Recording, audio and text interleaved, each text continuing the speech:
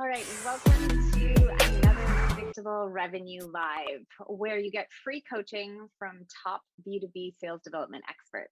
So, our mission as a company is to educate the world on how to grow business by creating repeatable, scalable, and obviously predictable revenue through sales development. So, my name is Robin Pino. I am brand new to the live streaming world. I'm the marketing director here at Predictable Revenue, and I'm going to be chatting with Lavinia Hicks today. So Lavinia has been on the Predictable Revenue team for 3 years. And in that time, she has executed outbound strategies for our clients. She has led the internal innovation program, which we call Outbound Labs, and she's heading up our coaching department. So, in all of these roles, especially Outbound Labs, she has experimented with sales development techniques in a way that produces results that are reliable enough to determine the best path forward. So we've asked her to be our sales expert today for the live, so that she can share what she's learned from her experience, where you can then apply this as best practices moving forward when you're setting up sales experiments.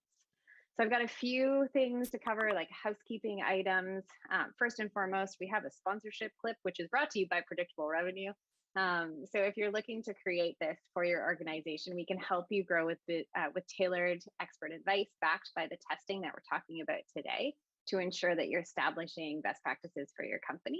So if you'd like to click the link below in the comments to find out more about our coaching and consulting services, we'd love for you to check that out. And if you up sales experiments, please post them in the chat so that we can answer them live on the show.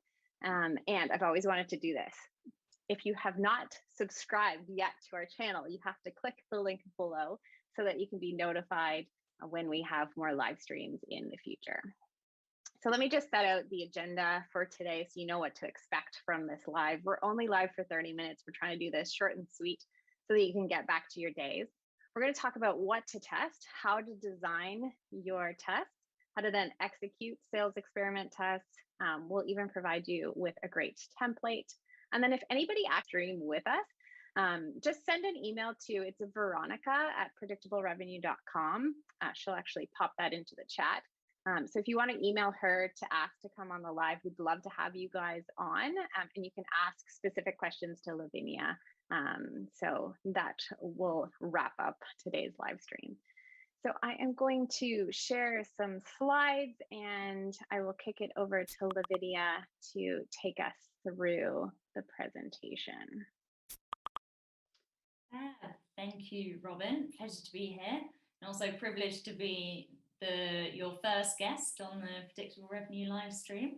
It's great to be the inaugural one. So yeah, thanks so much for the introduction. I think Robin really got it in a nutshell there.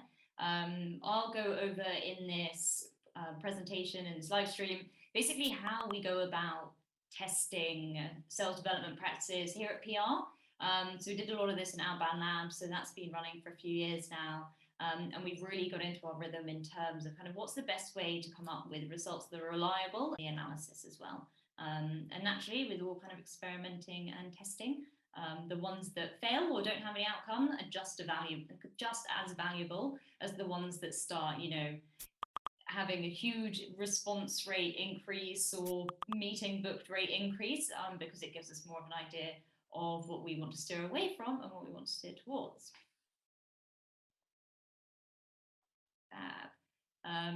So I think we'll start with kind of how do we decide what to test? So I think that's one of the biggest things that we found when we were launching kind of a new iteration of experiments, and from the beginning was there are so many different tips and tricks and hints and methodologies and strategies out there and how to approach testing new tactics and ways to work out what's working. I think especially now with LinkedIn and all kinds of online platforms, like there's loads out there to test, and someone will share, oh, I got a 5% booked meeting rate with this sequence or whatever it may be. There's just so much out there, and you're like, where do you start? What do you decide? What do you decide with? And we found that this process worked really well for us. I've just got up here. So the first piece was getting the group together. It could be kind of reps, it could be the SDR managers, the groups who are going to be executing experiments, and starting to just brainstorm and get down on a piece of paper or a whiteboard or a Miro. What are the uncertainties? What are really the key ones at the moment that are top of mind questions? There's always something, isn't there? Whether it's like, how effective is direct mail at the moment, or embedding video, or there's always something that's like top of mind, right? Or the latest trend that you just want to kind of get a bit more clarity on. So that's really the first step, is getting down what are the biggest questions we have at the moment. And then from there, next step is working out how can we test them. Naturally, some things are viable to test. So really straightforward, with like great tools out there that you can test, like classic A/B testing, using different CTAs, using different openers, subject lines, including a link, not including a link, whatever it may be. That kind of stuff can be really straightforward. Some others can be a bit more technical, so it could be difficult maybe to build a list or get that data that you need, could be a bit trickier. So we put this stage in early on to make sure that we're boiling down our long list into a short list that's viable to test. I think that's great, because we have loads of great ideas when we were always brainstorming, but sometimes we're like, we just won't be able to get the data. Like, that's just going to be super, super tricky to try and do. So we always boil it down that way.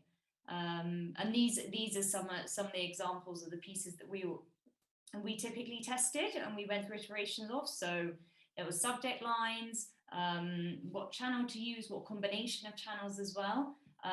There's value props, another like back to basics. Like, it's really straightforward, it's really old school. There's nothing particularly cool or new about it. It's just like really nailing on that different value prop. CTAs again, and also the list building approach. If we pop to the second one, yeah, perfect. So that's kind of the typical area that we would play in. We could get a bit more adventurous, but again, it comes down to like, can we actually test it? Then we'd go to a really old school voting style, literally like, where do we want to focus our attention? Because again, when it comes to experimenting, focus is key, because we want to be able to do multiple experiments that we can get a range of results for, because that's just going to give us more confidence in those results. If we have a team of 5 and each of them are doing 3 different experiments and they're all in a different area, like, yeah, you're going to get valuable results, but not as reliable that if they were all doing grouped experiments. So it really kind of go for like classic democracy, which has the highest one, and then we can always punt one of the other topics to kind of the next cycle or the next iteration of your experiments. From there, we go into design, and we'll touch a bit more on the details of design further in the slides. And then it's get going with the experiments themselves and get them launched. Perfect. So some of the key elements that we adopted in Outbound Labs and just kind of across the board at PR is adopting a scientific approach where we can to our testing. It just gives us a far stronger framework when it comes to ensuring that we have something that's repeatable, and also something that, again, I keep saying because it's so important, ultimately results that we can rely on and then make business decisions on. Naturally, it's not going to be a highly controlled experiment like you would get in a lab or kind of typical like natural sciences experiment, because we're dealing in an area where there are going to be so many variables that are out of our control, and also we're dealing with people as well. So lots of different variables there, but we try and control as many as we can. And part of that, oh yeah, right in the middle, there we go, controlling variables. So that's the piece that we always try and boil down and check, like, which variables are in our control, look at tweaking like one at a time as well. I think that's really critical, because the temptation can be to try and change multiple different things, but then ultimately you get to the end and you won't really know what impacted your results. Like, what actually was it? Was it because I got my list from somewhere different, or was it because I changed that CTA at the end, or was it something else? So we'll always have a control campaign as well. So we'll have one where we'll do the usual, and then one where an experimental campaign where we'll change that experimental variable. So for example, if I were testing a CTA, to keep it really simple, in my first experiment, I would have built one list of contacts, and I would split it in half and do half the list of contacts in the control campaign, half the list of contacts in the experimental campaign. Then after that, I would make sure that I used the same platform, so there weren't any variables there. I would also make sure I was using the same number of stages in my sequence, using the same channel. Everything else would be the same, apart from the CTA I used. And that would be the one piece that I changed. So as far as I know, as far as I can control, that is the element that has changed it. And then at the end as well, I can directly compare those results. And that's when you can start to see if there's a significant difference in the outcome. As I was saying, this can be tricky because we're dealing with people, and if you get someone on a good day opposed to a bad day, their response can be completely different, and obviously we have absolutely no control over that at all. So these are also really important things to bear in mind when looking at the results, and trying to work out, do we think this is significant? Are we confident enough in these results that either we want to carry on with the experiment, keep going, or do we want to make a decision, or do we want to pivot and maybe go down a different route? And the other piece is the hypothesis as well. I think this is just at the beginning. So in this example of changing the CTA, you'd be looking at making a directional assumption of what you think is going to happen. So for example, I could say in my experimental campaign, I think that my booked meeting rate will be 5% higher than in the control campaign. And that just gives it some focus and a lens from the beginning. And it also allows you, when you look back in the conclusion, to see, did it perform as I expected? Because it's always easy, to go through and be like, oh no, I knew that wouldn't really land, and oh, I didn't think that would be confident. And it kind of allows you to keep that unbiased lens that you had when you started setting up the campaign. Perfect. So when it comes to the actual execution of the campaign, it's always really important to be tracking the results from the off. So once you've done the plan, have your hypothesis, you know what variable you're going to change, you've allowed for the controlling of the other variables, keep track of the results. Ideally, like, there are lots of platforms out there that you can track, like how many you've sent, open rates, response rates, negative replies. But keeping those all recorded and separate from some of your other campaigns is really critical as well, because that's going to help a lot with the analysis. And it's also going to help make sure at the end of it, you don't have to go back and try and manually work out who said what, and was this one of my experiment campaigns, was it not, did it kind of overlap? So a tool is really, really handy there. And yeah, keeping a record of what's going on as well. I think this comes into the same bracket as tracking results, making sure that you're really knowing exactly what's going on, like recording any calls. If you're doing using methods on a cold call, for example, keeping those recordings so you can go back and kind of listen to exactly what went on, exactly what was said, exactly how it's delivered is really important. Again, reliability, touched on this as well. I think it's a piece that is one of the main reasons why we take an experimental approach and why we use style of testing, is because we want to achieve reliability in our results, because then we can make business decisions of them. So example here, in PR, there was a time when we were going through and it was kind of hearsay, and like what was working, what wasn't working, all this is, and then everyone would kind of switch their strategy and then we'll go this way. And that's kind of why Outbound Labs was born, because we were like, okay, we need to get more of a solid, reliable method for doing all these tests, because there's definitely something there. And we had a team of 10 executing strategies for collectively tens of clients for X different verticals, and so much was going on. But we really needed a way to pull some results out of that reliable, and then we could get to the most efficient, get to the ends and the most efficient means of actually sharing what worked. So I think that's a big piece of it. And yeah, it really helps, especially from like a managerial perspective. If you do believe that those results are reliable, and you can see the tests, you see the controlled variables, and you can see all those results there, and then you can confidently say to your team, okay, this is what we're seeing from here. this is the direction we want to go. This is now what we want to try with X vertical. Actually, I think this is how we should start testing in a different vertical. And so I think that's why this ultimately, that's why this is such an important piece. Is because you can make sure you're not just kind of like, oh, which way is the wind blowing today? It adds a bit more confidence in making those decisions.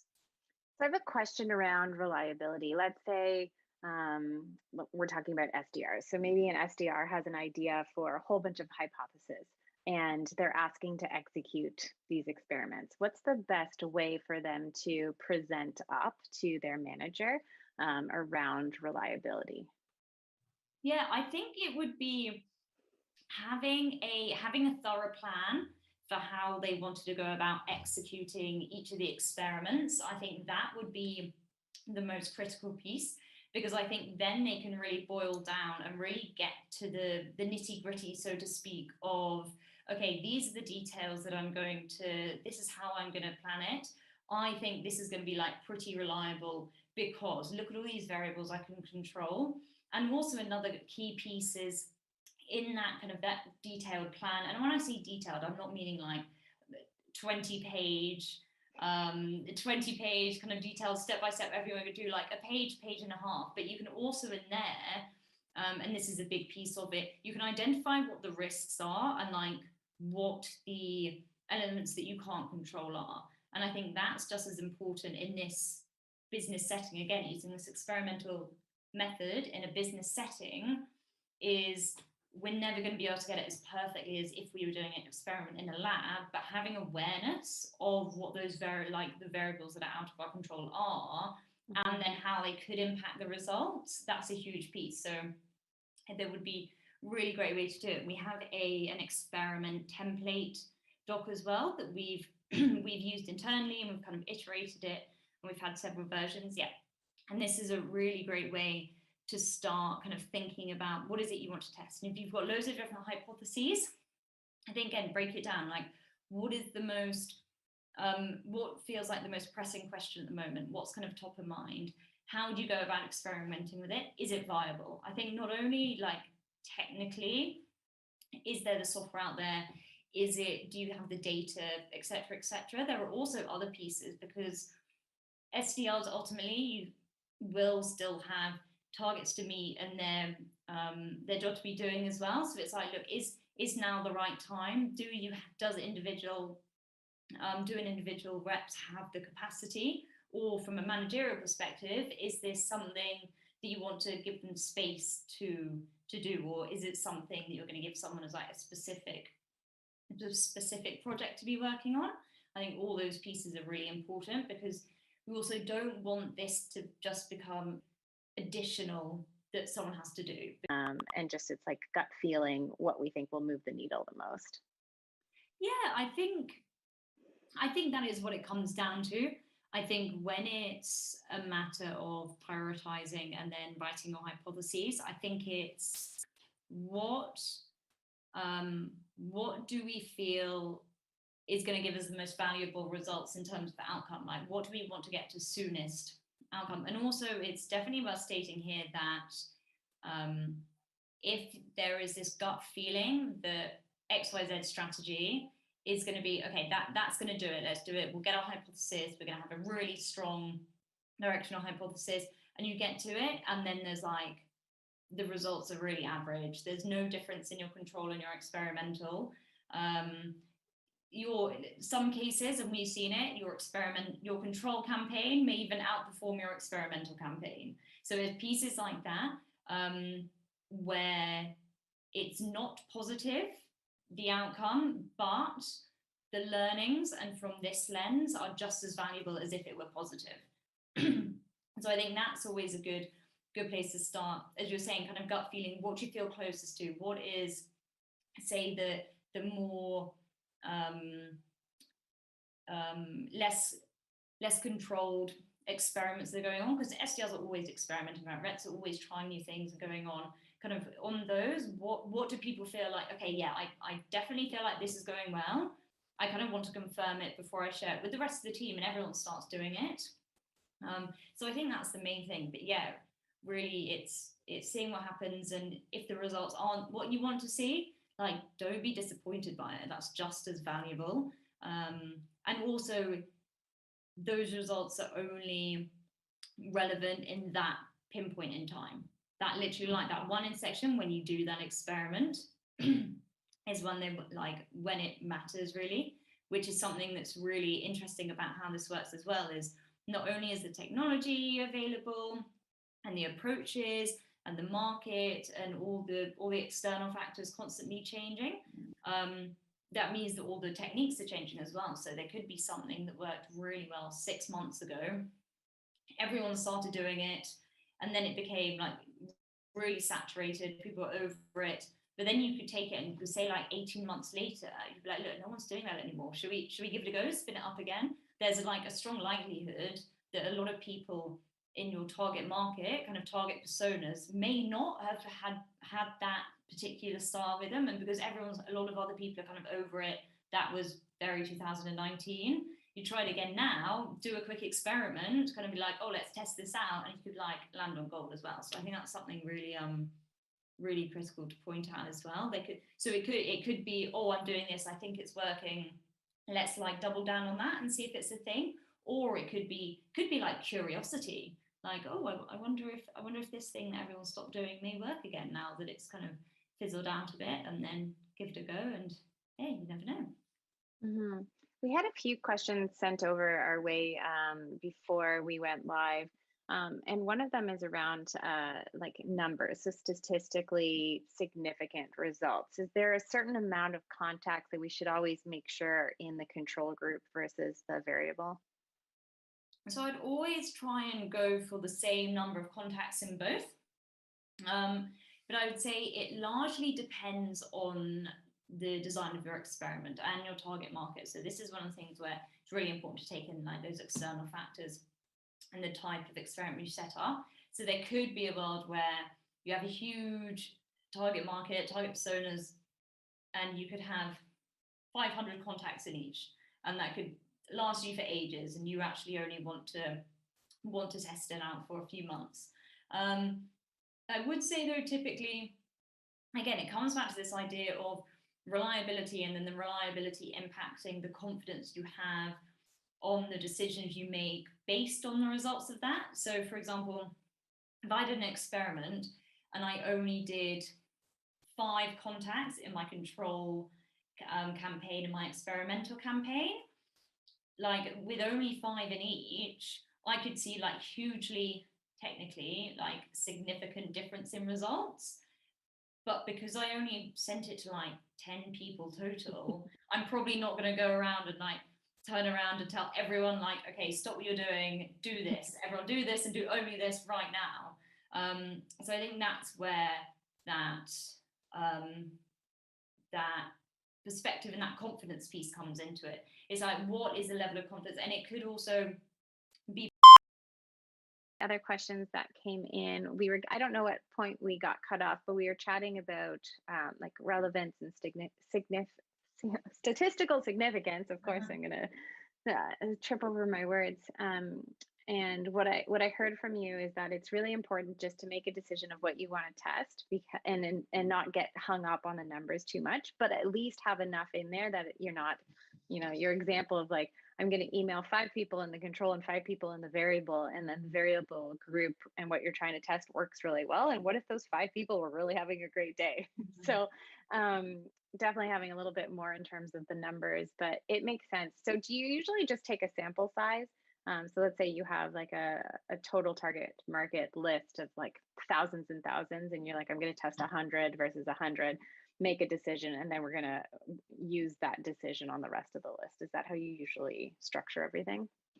Yeah, completely. So it completely on point in terms of, we'll do one with a set number of contacts, and then we'll kind of base the next decision off of like, okay, what are the outcome of that? What are the results? Was it literally no difference? Do we think, oh, I don't know, maybe our deliverability went down a bit in the middle of that, and kind of these like other elements, okay, let's try the same thing again? Or are we thinking, okay, there's potentially something here, our results saw a slight uptick, whether it was open rate, response rate, positive responses, booked meetings. Let's give it a go again. Because again, it comes back to that reliability. Give it a test with another 200, 100 in the control, 100 in the experimental.